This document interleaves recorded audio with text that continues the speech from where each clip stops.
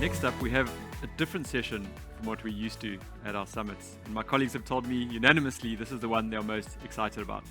Take a look. I want to see the animals be protected and respected. The Black Mambas fight us for rhino, protectors of nature.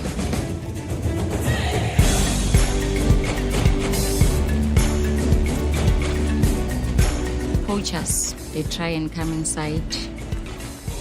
We patrol the fence, checking all the boundaries. We go around the field and sweep looking for snares. When we go to the camera, we take the pictures from last night. Maybe someone tried to come inside the reserve, so we check for tracks. As a woman, I know how to take care for the children, so I can also take care of the animals. Normally, we know that rangers are only men. Us, the women of Black Mambas, are dangerous to poachers. You can't bribe us. Black Mambas is so strong, it's so unique. It can't be corrupted by any kind of money. I can walk on the bush without no fear. At first, when we started working as Black Mambas, there were many snares. The poachers get in other reserve, but not into our reserve because they've told their friend that no, we can't come in anymore because there is Black Mambas.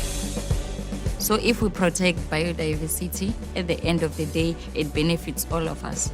If you don't kill these things, more tourists will come. The more they come, they are bringing money. And if they bring money, there will be a lot of jobs. You can be a champion of the earth by starting to protect whatever you have in your yard. Then you will know how to fight for other things as well.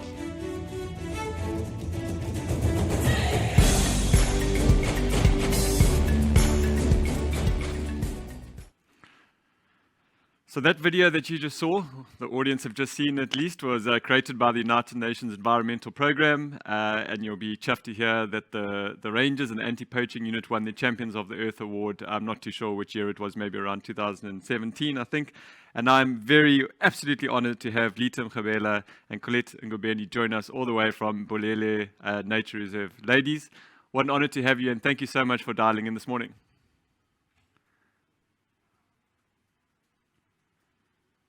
Just want to check that you can hear me okay?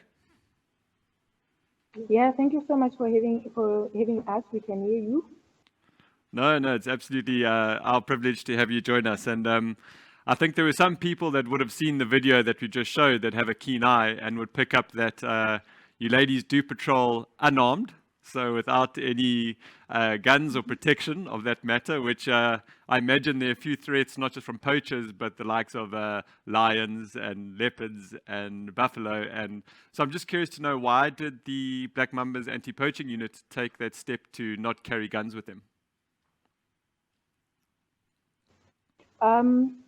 So the Black Mambas are unarmed. The reason is because we cherish life. We don't want to live in a village where there are orphans and widows. So we put our boots in the ground to chase away the poachers. We think we can win this without using bullets, but educating the people in the villages.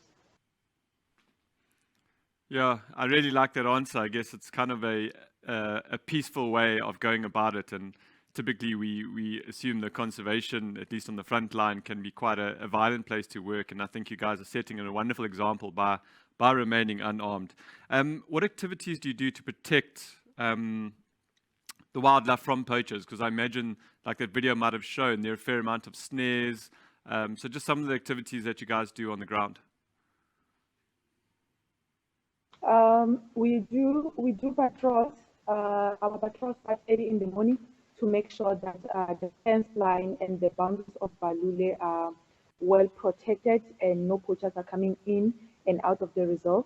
So we also do sweeps, roadblocks, and when I talk about patrol, I mean foot patrol, and at night we drive because of our safety. The animals are there, they're roaming around, so we have to drive at night using the spotlight, shining, showing everybody that we are here, we advertise ourselves so that the poachers can know that the Black Mambas are here and they mean business. By doing roadblock, we search everybody who's coming in and out of the reserve to make sure that people don't go out with something that was supposed to stay inside the reserve or come inside the reserve with illegal weapons and snares where they can catch animals or kill our rhinos. And we do visual policing. We are the eyes and ears of the reserve. I like the fact that you said, you mean business. I haven't been on safari or to a game reserve for some time. I did go a fair amount in my childhood, and I am going in a couple of weeks. You'll be happy to hear, in the north coast of Natal there. Shushlui, I think, is where we're going. But when you say you mean business, I've been fortunate to have some wonderful experiences of being in the car, actually sitting on the back of a bakkie and an elephant coming right up to us with its trunk and its tusks.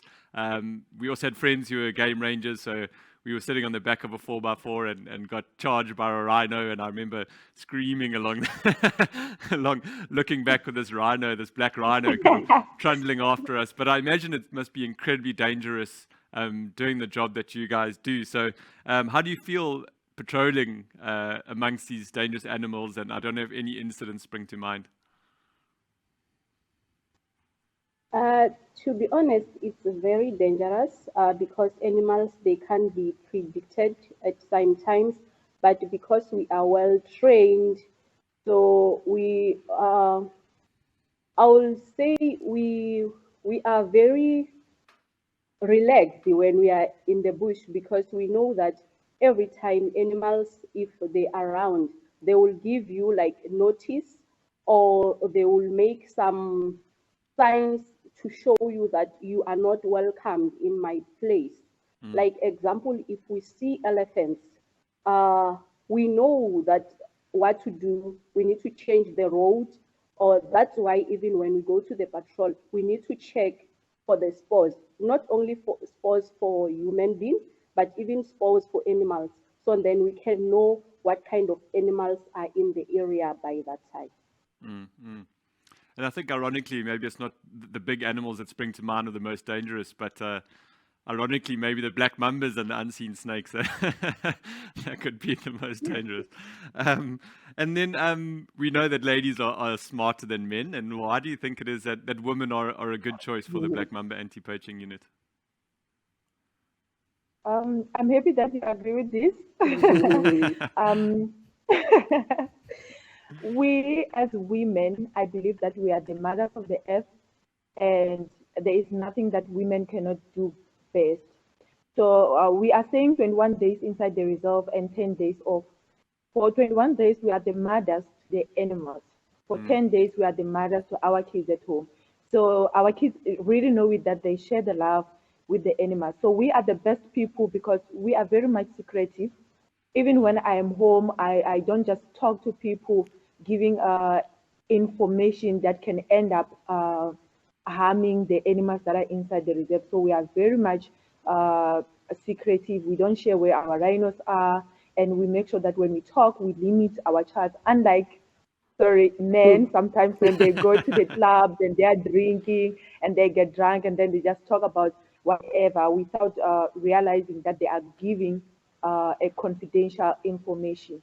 So that is my reason for believing that we as women are the best people for this job. Now I can say as a woman, we do this job from heart. We naturally have love of nature. And then in everything that we do, we try by all means to do it by perfection. Yeah, I love that comment that you said, and that might have even come out in the video as well, about being, mothers of the earth, and you might have children of your own and your families and everybody, and I'm curious to know what they think of your career choice, wearing your camouflage and patrolling the nature reserve all day long. Actually, at first, it was not an easy task to our friends and families because we grew up in a village where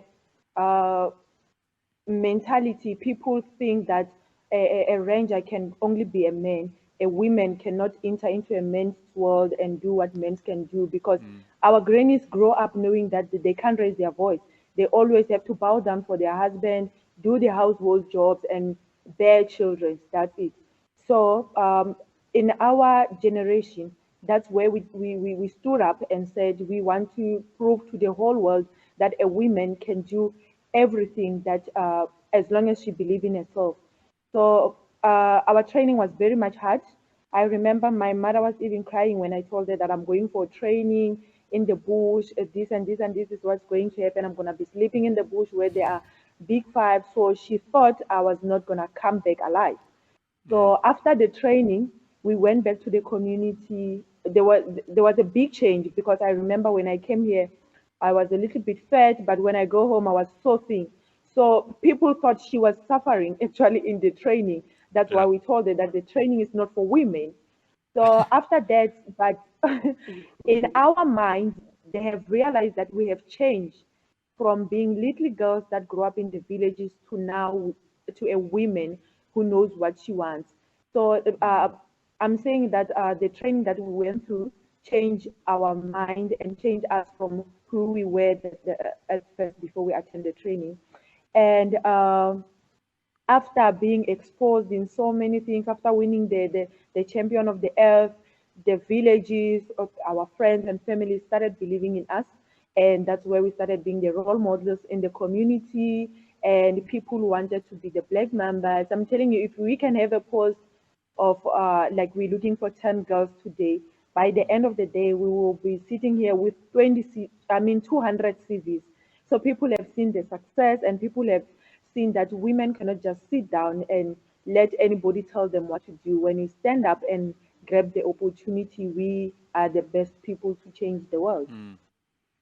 It seems like you're setting a wonderful example, and I want to come to that question in a bit about just for breaking down the gender stereotypes and showing young girls what women can do. And I think I actually saw another video of yourselves before today when I was doing my research of a little bit of your training. I can't remember who it was, but one of the ladies doing so many press-ups and push-ups and running. But I imagine you cover quite a fair amount of kilometers every day in the baking sun.